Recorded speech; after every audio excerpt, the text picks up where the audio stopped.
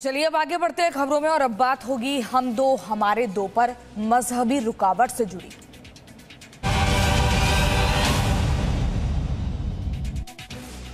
UP में जनसंख्या नियंत्रण कानून पर हो रही सियासत से जुड़ी ये खबर। यूपी में अभी इस कानून पर विचार विमर्श चल रहा है।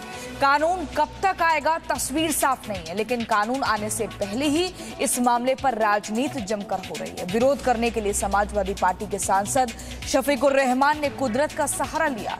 कह दिया कि कितने बच्चे पैदा हों ये कुदरत का निजाम है, इंसान दखल ना दे। वहीं संभल से समाजवादी पार्टी के विधायक नवाब इकबाल ने 2 कदम आगे बढ़ते हुए इस मामले में दलित और आदिवासी कार्ड खेला। ऐसी अजीब दलीलों पर संत समाज ने नाराजगी जताई और ऐसी सोच को विकास में रोड़ा बताते हुए इन मनमानियों को राष्ट्रद्रोही तक कहा।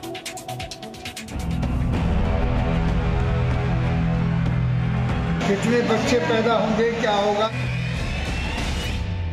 ये कुदरत का निजाम है।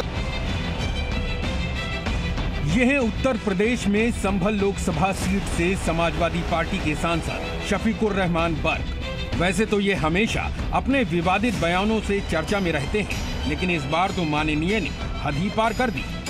यूपी में जनसंख्या नियंत्रण अभियान पर शफीक मियां अल्लाह और कुदरत को बीच में ले आए और बोले, कितने बच्चे पैदा हों ये कुदरत का निजाम है। अल्लाह ने ही सभी इंसानों को पैदा किया है और इसमें रुकावट डालने का हक किसी को नहीं। कितने बच्चे पैदा होंगे, क्या होगा, ये सब कुछ है, ये कुदरत का निजाम है। और इंसान को भी अल्लाह ताला ने ही सबको, सारे इंसानों को पैदा किया है। इसमें रुकावट डालने का कुदरती तौर पर कोई हक हासिल नहीं है। बड़े मियाँ तो बड़े मियाँ, छोटे मियाँ सुभान अल्लाह। संभल से ही समाजवादी पार्टी के विधायक नवाब इकबाल महमूद इस मामले पर अपने सांसद से 2 कदम आगे निकल गए। उन्होंने इस मुद्दे पर मुस्लिमों के पक्ष में न सिर्फ विक्टिम कार्ड खेला, बल्कि दलित और आदिवासियों को भी बीच में घसीट लाए। हम ये जनसंख्या बढ़ाने वाले, ये दलित लोग, ये हमारे आदिवासी लोग, जिनके पास कुछ काम करने नहीं है, जिनके पास कोई नौकरी नहीं है, जिनके पास फिर रहे हैं आप, तो वो क्या करें, उनके बच्चे बढ़ रहे हैं। समाजवादी पार्टी के सांसद और विधायक के बिगड़े बोल पर संत समाज ने करारा जवाब दिया और कहा कि ऐसे ही लोगों की वजह से आबादी बेहिसाब बढ़ रही है।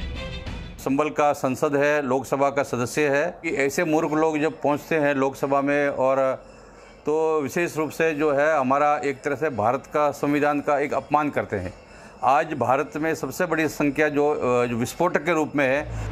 जनसंख्या नियंत्रण पर यूपी सरकार कानून लाने की तैयारी कर रही है। फॉर्मूला लगभग वही है कि 2 से ज्यादा बच्चे वालों को नौकरी नहीं, सरकारी योजनाओं का फायदा भी नहीं। हालांकि ये कानून कब तक आएगा अभी साफ नहीं है।